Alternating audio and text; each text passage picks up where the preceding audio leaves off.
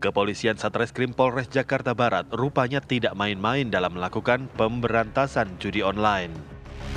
Pasca penggerebekan markas judi online di salah satu unit apartemen di kawasan Grogol Petamburan, Jakarta Barat, Kepolisian Satreskrim Polres Metro Jakarta Barat mengungkapkan perputaran uang hasil perjudian online yang dilakukan para pelaku yang masuk ke dalam jaringan judi online internasional di Kamboja mencapai 170 miliar rupiah lebih. Pelaku juga memiliki modus operandi melakukan peretasan terhadap 855 situs yang memiliki sistem keamanannya lemah, di mana 555 situs diantaranya milik instansi pemerintah daerah dan sisanya milik lembaga pendidikan. Lantas apakah pengungkapan ini bisa benar-benar memberantas perjudian online yang semakin meresahkan? Tim TV One mengabarkan. Lebih sekitar 855 website yang berhasil diretas oleh para pelaku dan dilakukan tindakan di-phishing. Dengan perincian 500 website milik instansi pemerintah daerah dengan URL atau Uniform Resource Locator.go.id dan 355 website dengan URL berupa sc.id. Selanjutnya, untuk mengoptimasi kualitas tampilan website yang sudah di-phishing tersebut, para pelaku melakukan yang dinamakan dengan SEO atau Search Engine Optimization. Sehingga dengan dilakukan SEO ini diharapkan tampilan website tersebut muncul di halaman pertama mesin pencari Google.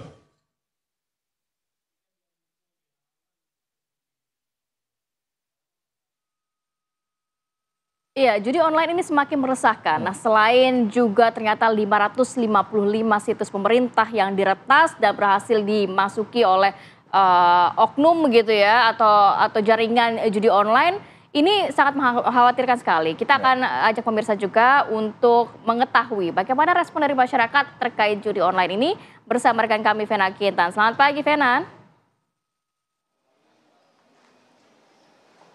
Ya, baik, selamat pagi Kamarati, Alfat dan juga pemirsa. Betul sekali, judi online ini semakin meresahkan. Terakhir, Polres Metro Jakarta Barat ini berhasil menangkap sindikat dari judi online yang merupakan peretas dari situs pemerintah. Ada ratusan situs pemerintah yang diretas oleh sindikat judi online tersebut. Saya berada di kawasan Gondang Dia, Menteng, Jakarta Pusat, mau minta tanggapan dari sejumlah masyarakat di sini berkaitan dengan judi online. Mungkinkah ada cerita-cerita dari sekitarnya atau mungkin warga di sini juga pernah bermain judi online. Kira-kira seperti apa modus dari judi online ini? Saya mau coba tanya-tanya kepada warga di sini.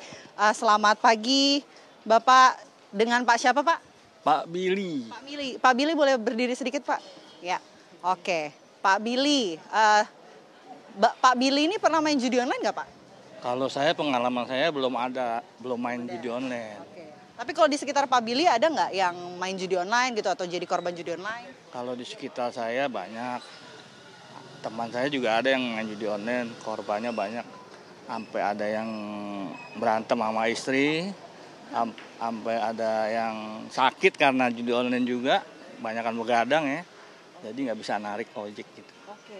Wah, banyak banget kerugian dari orang sekitar Pak Billy ya. Tapi kalau mungkin Pak Billy dengar cerita dari teman-teman Pak Billy, ini kira-kira modus dari judi online itu gimana sih, Pak? Apakah aplikasi iklan yang lewat terus-menerus sehingga mereka tertarik untuk main judi online, atau ada game atau gimana sih, Pak?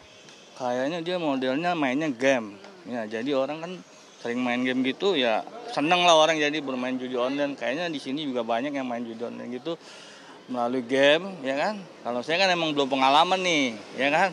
Jadi saya hanya bisa jawab ini aja, harusnya dihapuskan lah gitu. Sama pemerintah juga harusnya membasmi lah, memberantas gitu.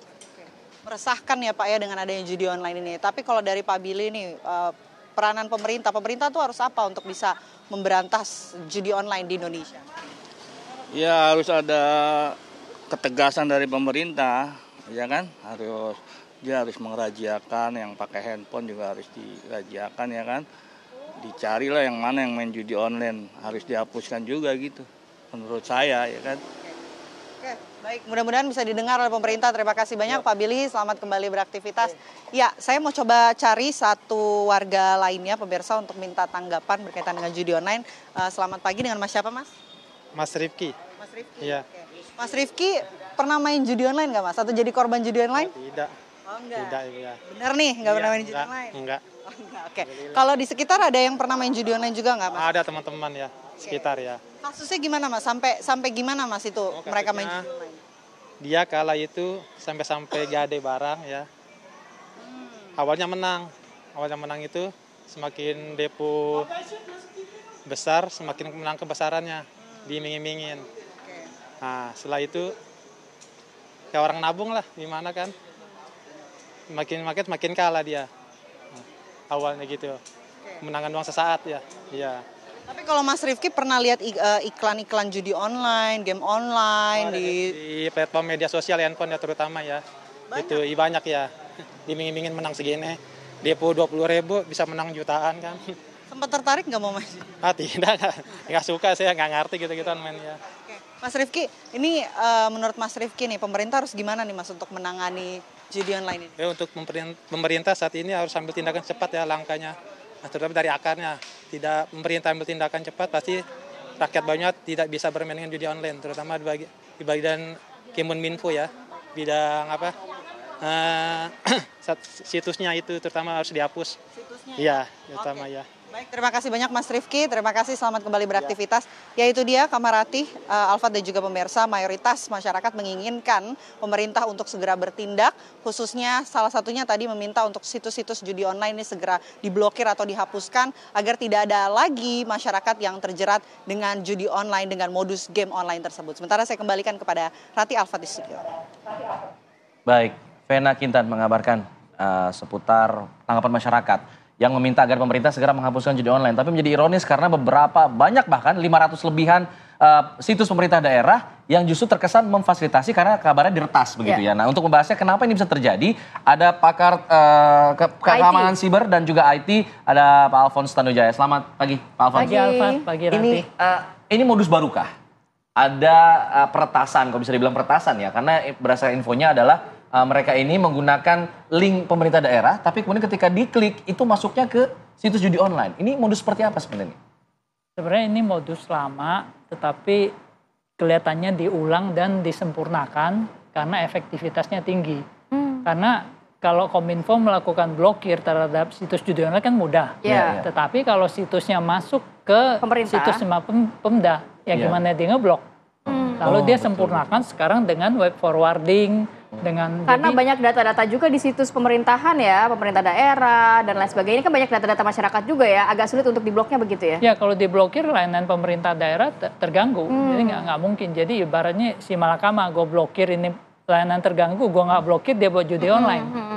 Tapi kok bisa sih sampai 550 lebih loh, ini angkanya kan fantastis.